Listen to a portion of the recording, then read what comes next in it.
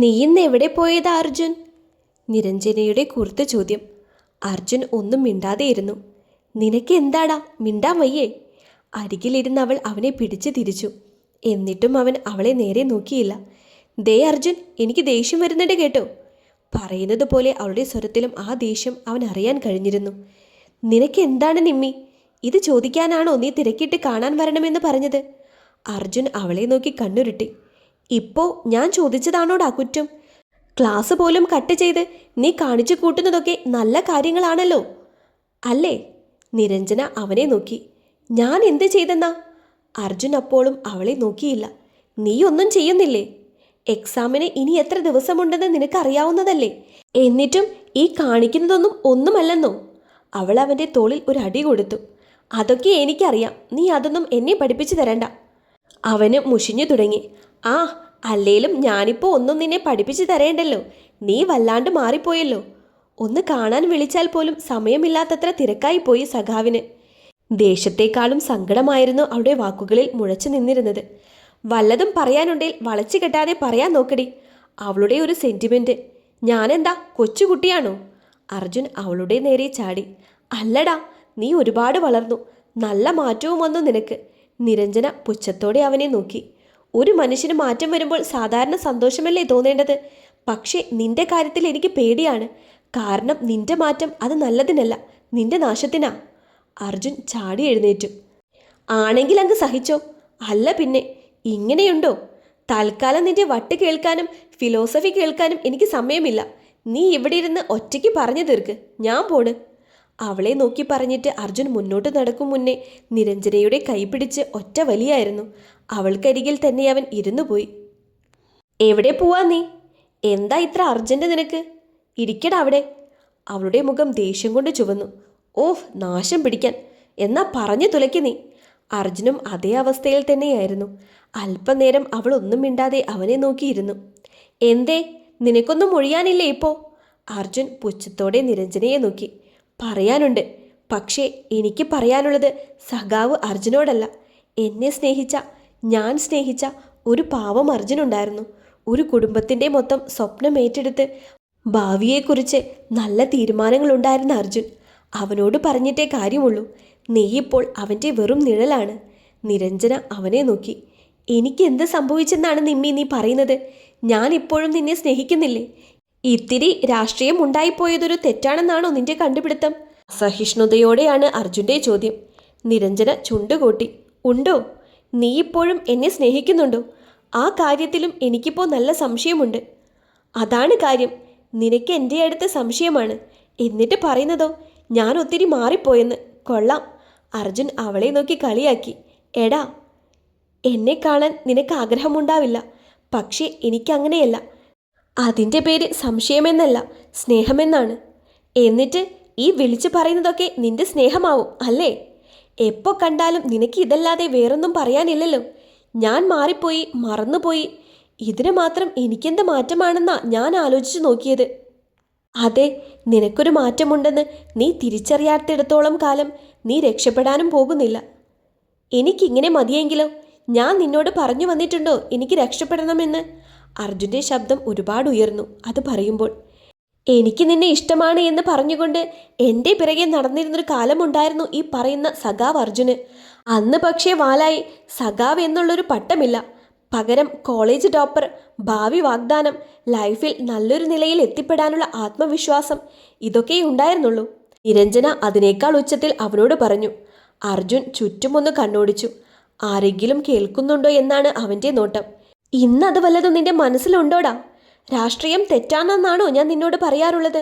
സ്വന്തം ജീവനും ജീവിതവും മറന്നുള്ള രാഷ്ട്രീയം തെറ്റ് തന്നെയാണ്. നീ എത്ര കഷ്ടപ്പെട്ട് വാദിച്ചാലും അതങ്ങനെ ആവാതിരിക്കില്ല. നിന്റെ മുന്നിലിപ്പോൾ ഇതല്ലാതെ മറ്റെന്തെങ്കിലും ഉണ്ടോ? പറഞ്ഞു താ നീ എനിക്ക്. കിതച്ചുകൊണ്ടവൾ അവനെ നോക്കി. അർജുൻ ഒന്നും മിണ്ടാതെയിരുന്നു. അവനറിയാം അവൾ പറയുന്നതെല്ലാം ശരിയാണെന്ന്. 1 വർഷത്തോളം മനസ്സിൽ അവളോടുള്ള ഇഷ്ടവും പേറി നടന്നിട്ടുണ്ട്. ഒറ്റ കാര്യത്തിൽ എനിക്കൊരു വ്യക്തത വേണം. എൻ്റെ ലൈഫ് എനിക്കൊരിക്കലും കുട്ടിക്കളിയല്ല. എനിക്കൊരു ഉറപ്പ് തരാനാവൂ അർജുന്? പാതിയിൽ ഇട്ടിട്ട് പോവില്ലെന്ന്. അങ്ങനെയാണെങ്കിൽ മാത്രം ഞാൻ ഇഷ്ടം എൻ്റെ നെഞ്ചിൽ ചേർത്ത് വെച്ചോളാം. ഇഷ്ടം പറഞ്ഞു ചെല്ലുമ്പോൾ ധീരമായി തന്നെ നിരഞ്ജന അവളുടെ ആവശ്യം പറഞ്ഞിരുന്നു. അന്നത്തെ ആ ഇഷ്ടം ഇപ്പോഴുമുണ്ട്. പക്ഷേ പല തീരുമാനങ്ങളിലും വീഴ്ചകൾ വന്നിട്ടുണ്ട്. അവൾ പറയും പോലെ വളരെ വലിയ മാറ്റങ്ങൾ ജീവിതത്തിലും സ്വഭാവത്തിലും പോലും വന്നിട്ടുണ്ട്. ഇങ്ങനെ മൗനം കൂട്ടി പിടിച്ചിരുന്നിട്ടൊന്നും യാതൊരു കാര്യവുമില്ല അർജുൻ. എനിക്കിനി പ്രഷർ സഹിക്കാൻ വയ്യ. എന്തിനാണ് ഞാൻ മാത്രം ലൈഫ് എന്നൊക്കെ പറഞ്ഞ് നീറുന്നത്? മതിയായി എനിക്ക്. നിനക്കില്ലാത്ത ഇഷ്ടത്തിൻ്റെ ശവം പേറി നടക്കാൻ തൽക്കാലം എനിക്ക് വയ്യ. അർജുൻ ഞെട്ടലോടെ അവളെ നോക്കി. എന്തൊക്കെയാ നിമ്മി നീ ഈ പറയുന്നത്? ഇങ്ങനെയൊക്കെ പറയാനും ചെയ്യാനും ഇവിടെ ഇപ്പോൾ എന്താ ഉണ്ടായത്? അർജുൻ അവളുടെ കൈകളിൽ പിടിച്ചെടുത്തു. ഒന്നും ഉണ്ടായിട്ടല്ല, ഇനിയൊന്നും ഉണ്ടാകാൻ പോണില്ല. തേപ്പ് കോപ്പ് എന്നൊക്കെ നീ പറയുമായിരിക്കും. എനിക്കതിൽ യാതൊരു വിഷയവുമല്ല. അതിനേക്കാൾ വാല്യൂ ഞാനെൻ്റെ ലൈഫിനാണ് കൊടുക്കുന്നത്. നിരഞ്ജന അവൻ പിടിച്ച കൈകൾ വലിച്ചെടുത്തു. അർജുൻ കൈകൊണ്ട് തല താങ്ങി കുനിഞ്ഞിരുന്നു. നിനക്കറിയാലോ, എൻ്റെ പപ്പയുടെ ഒറ്റ മോളാണ് ഞാൻ. നിന്നെ സ്നേഹിച്ചു പോയെന്ന കാരണം കൊണ്ട് നീറ് ജീവിക്കാനൊന്നും എന്നെ കിട്ടില്ല. ഞാനും പ്രാക്ടിക്കലാവും ഇങ്ങനെയാണ് നിന്റെ പോക്കെങ്കിൽ. നിന്റെ ഈ മരമോന്ത കണ്ടിട്ടോ നിന്റെ സമ്പത്ത് കണ്ടിട്ടോ ഒന്നുമല്ല ഞാൻ എൻ്റെ ഇഷ്ടം നിന്റെ കയ്യിലേൽപ്പിച്ചു തന്നതെന്ന് നിനക്ക് ശരിക്കും അറിയാവുന്നതല്ലേ? നിനക്കൊരു നിലപാടുണ്ടായിരുന്നു. അതിൽ ഉറച്ചു നിൽക്കാൻ അറിയാമായിരുന്നു. എൻ്റെ ജീവിതവും പ്രണയവും നിന്റെ കയ്യിൽ സേഫാണെന്ന ബോധം എനിക്കുണ്ടായിരുന്നു. നിരഞ്ജന അവൻ്റെ നേരെ നോക്കി. അർജുൻ കൈകൾ കൊണ്ട് മുഖം പൊതിഞ്ഞു പിടിച്ചിരുന്നു. Really sorry Arjun. ഇപ്പോൾ ഞാനീ പറഞ്ഞ ഗുണമൊന്നും സഖാവ് അർജുന് അർഹിക്കുന്നില്ല. ഒരിക്കൽ സ്നേഹിച്ചിരുന്നു എന്നൊരൊറ്റ കാരണം കൊണ്ട് നീ ചെയ്യുന്ന എന്തും ഞാൻ സഹിക്കാം എന്നുള്ള എഗ്രിമെൻ്റ് ഒന്നുമില്ലല്ലോ നമ്മൾ തമ്മിൽ, ഉണ്ടോ? നിരഞ്ജനയുടെ ചോദ്യം. അർജുൻ ഉണ്ടെന്നോ ഇല്ലെന്നോ പറയാതെ അവളെ നോക്കി. സർവം സഹയായ ഭാര്യ കളിക്കാനൊന്നും എനിക്ക് സമയമില്ല അർജുൻ. നിനക്ക് നിന്റെ ഇഷ്ടങ്ങൾ വലുതാണെങ്കിൽ എനിക്കെൻ്റെ ജീവിതവും വലുതാണ്. നല്ലൊരു തീരുമാനം എടുത്തിട്ടില്ലെന്ന് പിന്നീട് തോന്നി വേദനിക്കാൻ പാടില്ലല്ലോ. എല്ലാം സഹിച്ചാലേ നല്ല മനുഷ്യനാകൂ എന്നൊന്നുമില്ല. തെറ്റിനെ തെറ്റെന്ന് പറയാൻ പഠിക്കുന്നത് കൂടി നല്ല മനുഷ്യൻ്റെ അടയാളമാണ്. നീയിപ്പോൾ എനിക്ക് മുന്നിൽ ഒരു തെറ്റായി മാറിക്കൊണ്ടിരിക്കുന്നു. നിരഞ്ജനയുടെ കല്ലിച്ച മുഖം. അർജുൻ വേദനയോടെ അവളെ നോക്കി. നിനക്ക് കഴിയോ നിമ്മി, ഞാനില്ലാതെ, എൻ്റെ കൂടെയല്ലാതെ? അവൻ അവളുടെ കണ്ണുകളിലേക്ക് നോക്കി. സങ്കടമുണ്ടാകും അർജുൻ. അത്രയും സ്നേഹിച്ചതല്ലേ ഞാൻ, ആഗ്രഹിച്ചതല്ലേ നിന്റെ കൂടെ. പക്ഷേ ഇനി എനിക്ക് വയ്യടാ. ഒന്നില്ലെങ്കിൽ നീ മാറണം. ഞാൻ രണ്ടിലേതെങ്കിലും ഒന്ന് നടക്കേണ്ടത് അത്യാവശ്യമാണ്. നിരഞ്ജന അവനെ നോക്കിയില്ല. ഞാൻ ശ്രമിക്കാം നിമ്മി. എനിക്ക് നീയില്ലാതെ വയ്യടി. അവൻ വീണ്ടും അവളുടെ വിരൽ കൂർത്ത് പിടിച്ചു. ശ്രമിക്കാം എന്നൊരു വെറും വാക്കിൽ എനിക്ക് വിശ്വാസമില്ല അർജുൻ. എനിക്കറിയാം നീ വീണുപോയ കുഴിയുടെ ആഴം. ഹീറോയിസം കാണിക്കേണ്ടത് തെറ്റ് ചെയ്തിട്ടല്ലടാ. നീ എത്ര നന്നായി പഠിച്ചിരുന്നു. നിനക്ക് എത്ര നന്നായി സ്വപ്നം കാണാൻ അറിയാമായിരുന്നു. നിനക്ക് എത്ര നന്നായി മറ്റുള്ളവരെ സങ്കടങ്ങളിൽ സാന്ത്വനമാകാൻ കഴിഞ്ഞിരുന്നു. അതാണ് അർജുൻ ശരിക്കുള്ള ഹീറോയിസം. മറ്റുള്ളവരുടെ ഇഷ്ടം പിടിച്ചു പറ്റിയാണ് മാറ്റങ്ങൾ വേണ്ടത്. അല്ലാതെ കൊല്ലാനും ചാവാനും നടക്കുന്ന പാർട്ടിക്ക് വേണ്ടി നീയും അവർക്കൊപ്പം ചേരുമ്പോൾ ഈ പറഞ്ഞ ഗുണങ്ങളൊന്നും നിന്നിൽ ബാക്കിയുണ്ടാകില്ല. അവരാരും ഉണ്ടാകില്ല നിന്റെ ജീവിതത്തിൽ നീ തോറ്റുപോകുമ്പോൾ. മനസ്സിലായോ നിനക്ക്? നിരഞ്ജന ഗൗരവത്തോടെയാണ് പറയുന്നത്. എനിക്ക് വേണം നിമ്മി നിന്നെ. നിനക്ക് വേണ്ടിയെങ്കിലും എനിക്ക് മാറിയേ പറ്റൂ. അവൻ്റെ സ്വരവും മുറുകി. ഞാനും കാത്തിരിക്കും നിന്റെ ആ നല്ല മാറ്റത്തിനായി. അവനത് ആത്മാർത്ഥമായി പറഞ്ഞതാണെന്ന് അവൾക്കറിയാം. ഒട്ടും എളുപ്പമല്ല അതെന്ന് അറിയാമായിരുന്നിട്ടും അർജുൻ അങ്ങനെ പറഞ്ഞല്ലോ എന്നത് അവളെ കുറച്ചൊന്നുമല്ല സന്തോഷിപ്പിച്ചത്. ജീവനെ പോലെ സ്നേഹിക്കുവാണ്. അത്രയും സ്നേഹം തിരികെ തന്നവനാണ്. അവനൊരു ബുദ്ധിമുട്ട് വന്നപ്പോൾ കളഞ്ഞിട്ട് പോകാനാവോ? ആ തെറ്റുകളെ അവന് മുന്നിൽ തുറന്നു കാണിച്ചു കൊടുത്തിട്ട് അതിൽ നിന്നും മോചിപ്പിക്കാൻ കൂടി നിൽക്കുകയല്ലേ വേണ്ടത്? അപ്പോഴല്ലേ അവനെ സ്നേഹിച്ചിരുന്നു എന്ന വാക്ക് അർത്ഥവത്താവുള്ളൂ. നിരഞ്ജനെ അവൻ്റെ തോളിൽ കവിൾ ചേർത്ത് വെച്ചു. രണ്ടാളും അല്പനേരം ഒന്നും മിണ്ടാതെ അതേ ഇരിപ്പ് തുടർന്നു. പോവേണ്ടേ നിമ്മി, നേരം ഒത്തിരി ആയിട്ടോ, ഇടയ്ക്ക് അവൻ ഓർമ്മിപ്പിച്ചു. അവൾ എഴുന്നേറ്റു. നിന്റെ ഫോണൊന്ന് തന്നേ അർജുൻ, ഞാൻ പ്രീതിയൊന്ന് വിളിക്കട്ടെ. അവൾ ഇറങ്ങുന്നേരം വിളിക്കാൻ പറഞ്ഞിരുന്നു. അവന് നേരെ കൈനീട്ടി നിരഞ്ജന പറഞ്ഞു. നിന്റെ ഫോണിന് എന്ത് പറ്റി? അർജുൻ പോക്കറ്റിൽ നിന്നും ഫോൺ എടുത്തു കൊടുത്തുകൊണ്ട് ചോദിച്ചു. അതിലെ ബാലൻസ് തീർന്നു.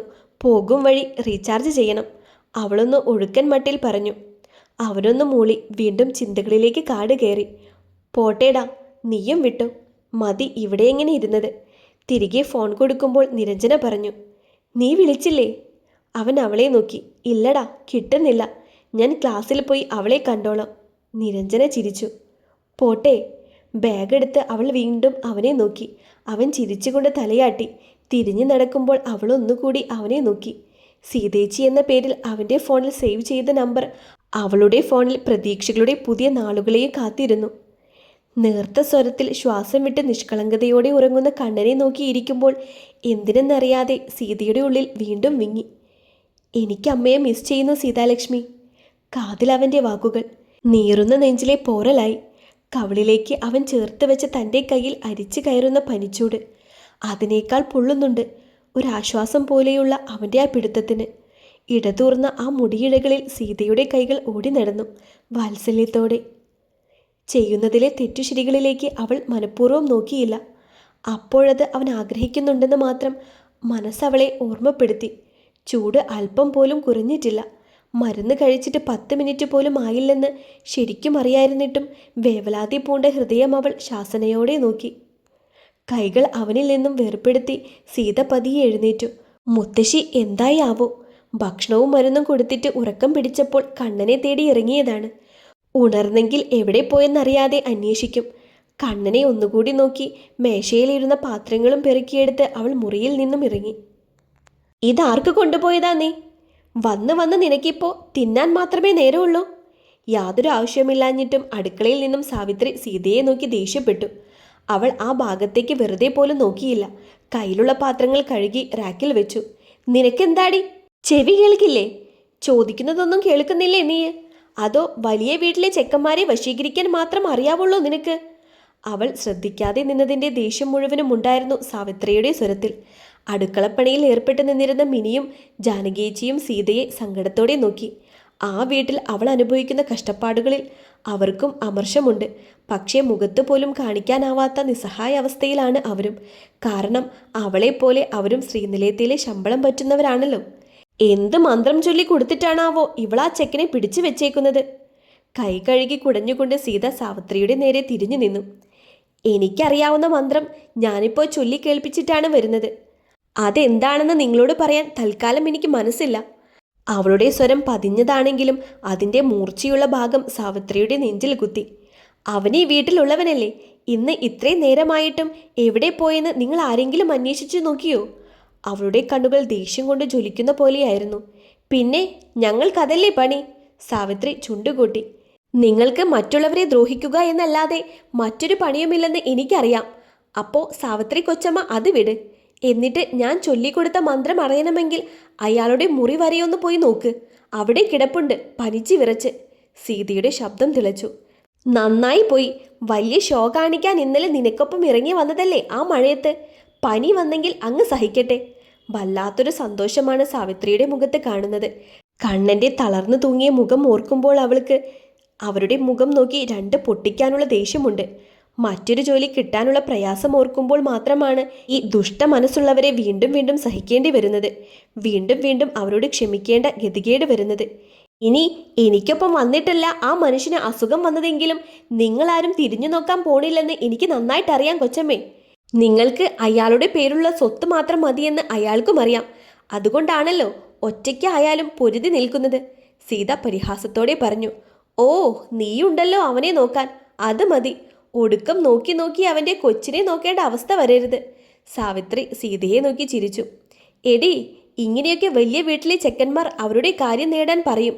അതിലൊന്നും പെടാതെ ബുദ്ധിപരമായി ജീവിക്കാൻ പഠിക്കണം. ഇവിടെ ഒരുത്തി, ആ അനുഭവിക്കുമ്പോൾ പഠിച്ചോളും നീ. നിങ്ങളോട് അടുത്തവരും അങ്ങനെയൊക്കെ ആയിരിക്കും എന്ന് കരുതി ലോകത്തിലെ എല്ലാവർക്കും ഒരേ മുഖവും മനസ്സുമാണെന്ന് കരുതുന്നത് വളരെ വലിയ വിഡിത്തമല്ലേ സാവിത്രി കൊച്ചമ്മേ? സീത ചിരിച്ചുകൊണ്ടാണ് പറയുന്നത്. അവളുടെ മുനയൊടിഞ്ഞു പോകുമെന്ന് കരുതിയ സാവിത്രിക്ക് അതൊരു അടിയായിരുന്നു. മുഖം വിളറിപ്പോയി. ഡി, സീതയുടെ നേരെ അവളുടെ കൈകൾ ഉയർന്നു. അവൾ നിന്നിടത്ത് നിന്ന് ഒന്ന് അനങ്ങിയതുകൂടിയില്ല. ആ കണ്ണിലെ പതറാത്ത ഭാവത്തിന് മുന്നിൽ അവരുടെ കൈകൾ താനേ താഴ്ന്നു. സീത പുച്ഛത്തോടെ അവരെയൊന്ന് നോക്കിയിട്ട് തിരിഞ്ഞു നടന്നു. ഇതെന്തിനാണാവോ അവന് വേണ്ടിയിട്ട് മനസ്സിങ്ങനെ കലഹിക്കുന്നത്? ഇവരീ പറഞ്ഞതൊന്നുമല്ല അവനെന്ന് മനസ്സിലാക്കാൻ മാത്രം അടുപ്പമില്ലാഞ്ഞിട്ടും കിരൺ വർമ്മ എന്ന ആ മനുഷ്യന് സ്നേഹം നിറഞ്ഞൊരു മനസ്സുണ്ടെന്ന് ഉറപ്പിച്ചു പറയാൻ കഴിയുന്നതെങ്ങനെ? ഉത്തരമില്ലാത്ത അനേകം ചോദ്യങ്ങളും മനസ്സിലിട്ടാണ് സീത മുത്തശ്ശിയുടെ മുറിയിലേക്ക് കയറി ചെന്നത്. ആ, നീ എവിടെ പോയതാ മോളെ? എഴുന്നേറ്റ് കിടക്കയിലിരിക്കുന്ന നാരായണി മുത്തശ്ശി അവളെ കണ്ടപ്പോൾ ചിരിച്ചുകൊണ്ട് ചോദിച്ചു. ഞാനൊരു ആനയെ വിഴുങ്ങാൻ. എന്തേ? അവൾ മുഖം ഒന്നുകൂടി കൂർത്തു. മുത്തശ്ശി അവളെ നെറ്റിച്ചുളിച്ചുകൊണ്ട് നോക്കി. അവർക്കൊന്നും മനസ്സിലായില്ല. എന്താ സീതേ, എന്താ നിനക്ക് പറ്റിയത്? ഇങ്ങനെയൊന്നും ഇതുവരെ പറഞ്ഞു കേട്ടിട്ടില്ലല്ലോ. ഇതിന് മാത്രം ഇപ്പോൾ എന്താ ദേഷ്യം? വീണ്ടും അവരുടെ ചോദ്യം കേട്ട് സീത പോയി ആ അരികിലിരുന്നു. എനിക്കെന്താ, ഒന്നുമില്ല. ഒന്നുമില്ലാഞ്ഞിട്ടാണോ ഈ മോന്തെ ഇങ്ങനെ? അവരവളുടെ കവളിൽ ഒരു കുത്തു കൊടുത്തു. സീതയൊന്നും മിണ്ടിയില്ല. അല്ലെങ്കിലും എന്താണ് പറയേണ്ടതെന്ന് അവൾക്കും അറിയില്ലായിരുന്നു. കണ്ണൻ എങ്ങാനും വന്നിരുന്നോ ഇങ്ങോട്ട്? ഞാൻ ഉറങ്ങിയപ്പോൾ. ഇന്ന് കണ്ടിട്ടേയില്ല. എവിടെ പോയോ ആവോ? സീതയോടെന്ന പോലെ മുത്തശ്ശി പറഞ്ഞു. കണ്ണേട്ടന് വയ്യ, നല്ല പനിയാണ്, മുറിയിൽ കിടപ്പുണ്ട്. മുത്തശ്ശിയെ നോക്കി അത് പറയുമ്പോൾ അവൾക്കുള്ളിലെ അസ്വസ്ഥതയെ ആ വാക്കുകൾ കടമെടുത്തിരുന്നു.